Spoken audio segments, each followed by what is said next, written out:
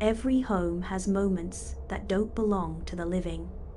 For Sarah, it began with a voice that sounded too familiar, a voice that knew her name and waited upstairs. Welcome back, everyone, to Stories That Shouldn't Be Told. Tonight's episode is about a girl alone, a call from the dark, and something in the attic that learned how to sound like family. But before we begin, make sure to subscribe, like the video, and share it with anyone who loves a good scare.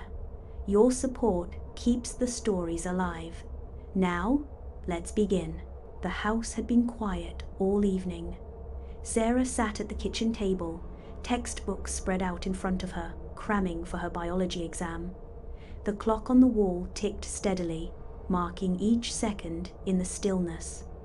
Her parents were supposed to be at dinner with friends, not expected back until late. That's when she heard it.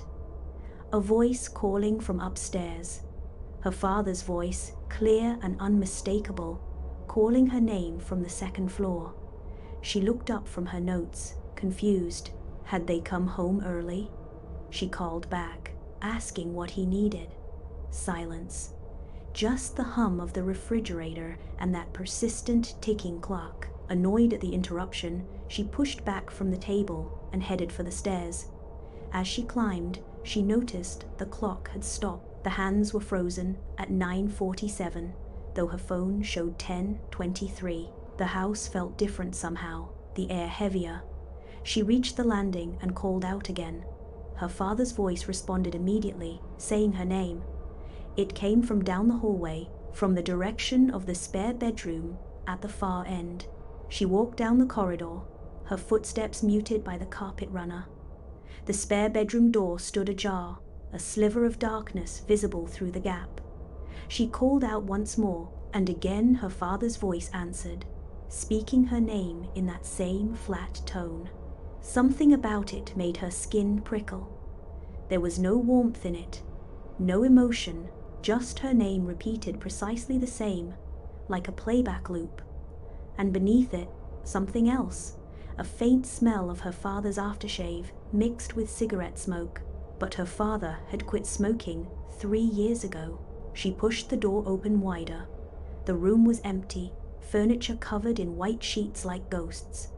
But above her, she heard movement. Something was in the attic. The access panel in the ceiling of this room was partially open. The folding ladder extended halfway down. She had never seen it open before. Her family never used the attic. Her father's voice came again, directly above her now, calling her name through that dark opening. She stared up at the gap, her heart beginning to race. The voice called again, identical in pitch and rhythm to the last time. Precisely identical, like pressing play on the same recording. Then it said something else. Come help me with this, kiddo. Her father never called her kiddo. He'd always called her sweetheart. The voice continued, correcting itself. Come help me with this, sweetheart. The smell of aftershave grew stronger, now tinged with something underneath. Something rotting. She gripped the ladder and pulled it down the rest of the way. The metal creaked as it unfolded, and dust rained down from the opening. The attic was completely dark, no light switch visible from below. She called up into the darkness, asking if anyone was there. Her father's voice responded, but this time it stuttered, overlapping itself. Sarah, Sarah, Sarah, Sarah. Like a skipping record. Multiple versions of her name layered on top of each other, coming from different points in the darkness above. She climbed up 2 rungs, then 3. The darkness above seemed to thicken, pressing down. The smell was overwhelming now, sweet rot mixing with smoke and aftershave. She stopped climbing, her head just below the opening. She checked her phone for the time. 10:23. It hadn't changed. The numbers were frozen on the screen. The voice came again, closer now, right at the edge of the darkness. Sweetheart, sweetheart, come up here, sweetheart. whispering now, multiplying, coming from her left, her right, behind her. In the darkness above, she saw movement. Not the full shape of anything, just a suggestion. A shadow that bent the wrong way, folding in on itself. And in the dusty mirror, leaning against the far attic wall, she caught a reflection. Something tall and wrong, its silhouette stretched and distorted, leaning over the opening. But when she looked up directly, there was only darkness. Her phone rang in her pocket, the sudden sound making her nearly fall off the ladder. She scrambled down, pulling the phone out with shaking hands. The time now read 11:08. 45 minutes had passed in what felt like seconds. It was her father calling. She answered, her voice barely a whisper. He asked if everything was okay at home, said they were just leaving the restaurant. They'd be home in 20 minutes. She told him someone was in the attic. Someone who sounded exactly like him. There was a long pause on the other end of the line. He told her to get out of the house immediately. Don't hang up, don't go back upstairs, just leave. She started down the hallway, her father's voice still on the phone, telling her to hurry. Then she heard it behind her. The attic ladder creaking, metal scraping against metal. Something was climbing down. She ran, her footsteps pounding down the hallway. The creaking followed, faster now, accompanied by a dragging sound. She reached the stairs and took them two at a time, nearly tripping. Her father's voice shouted through the phone, asking what was happening. She couldn't answer. All her focus was on reaching the front door. At the bottom of the stairs, she made the mistake of looking back. Not at the top of the stairs, but at the hallway mirror mounted on the wall. In the reflection, she saw it, a figure that was too tall, its limbs too long, its surface rippling like water trying to hold a shape, its head tilted at an impossible angle. But when she spun to look at the stairs directly, she saw only a shadow stretching down toward her, bending against the walls in ways shadows shouldn't move. The clicking, popping footsteps descended. She bolted toward the front door. Her hands were shaking so badly she could barely grip the doorknob. She twisted it, pulled, it didn't budge, locked. She had forgotten she'd locked it after her parents left. The deadbolt. She needed to unlock the deadbolt. Behind her, the footsteps reached the bottom of the stairs. Click, pop, click, pop, each step deliberate. The smell hit her in waves, rot and smoke and aftershave, making her gag. Her fingers found the deadbolt, twisted it. Those footsteps were in the hallway with her now. She could hear its breathing, wet and rattling. She yanked the door open, and something cold brushed the back of her neck. She screamed, lurching forward, stumbling down the front steps. Her phone flew from her hand, clattering onto the concrete. She scrambled for it, her hand scraping the rough surface. She grabbed the phone, her father's voice tiny and distant, shouting her name. She ran to the sidewalk and finally turned back.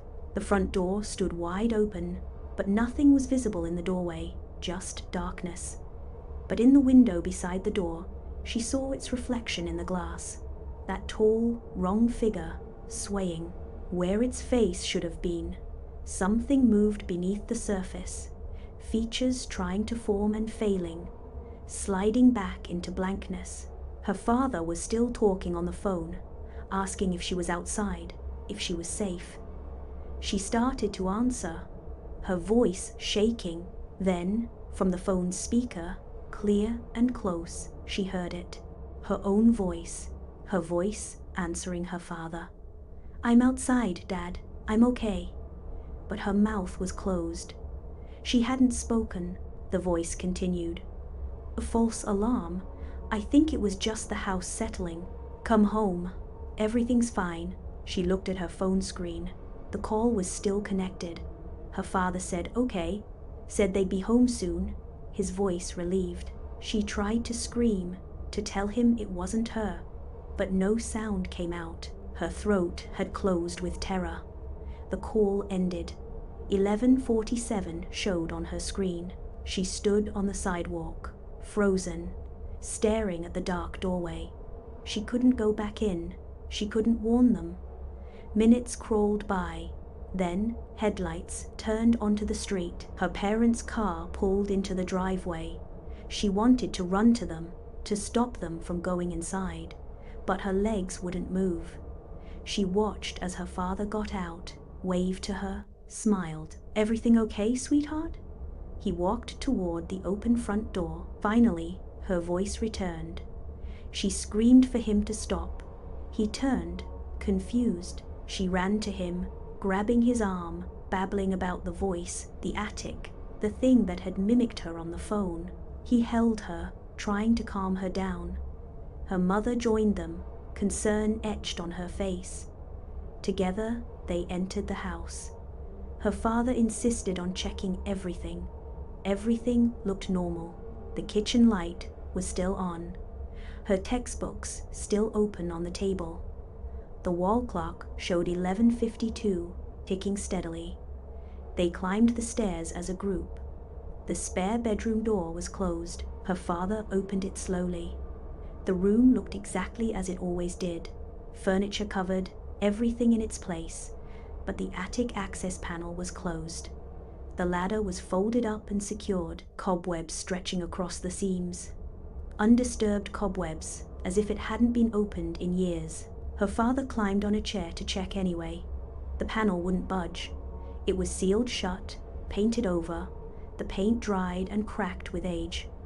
He looked at her, confused. "This had been sealed for at least a decade," he said. "Maybe longer." She insisted she'd climbed the ladder, that she'd seen it open, but there was no evidence, no footprints in the dust, no disturbance of any kind. They searched every room, every closet. Nothing. No signs of a break-in, no one hiding anywhere in the house. Her father checked his phone, played back their conversation. When they reached the part where she'd supposedly said she was fine, there was only static, garbled noise.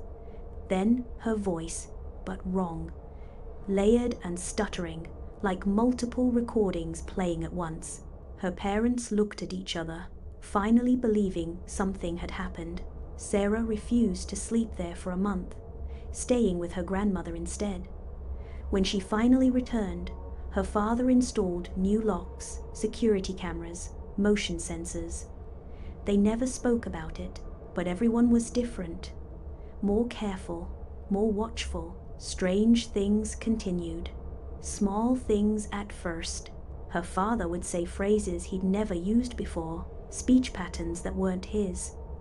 "Come help me with this, kiddo," he'd call from the garage, then look confused when Sarah flinched. "Did I just say kiddo? That's weird. I don't say that."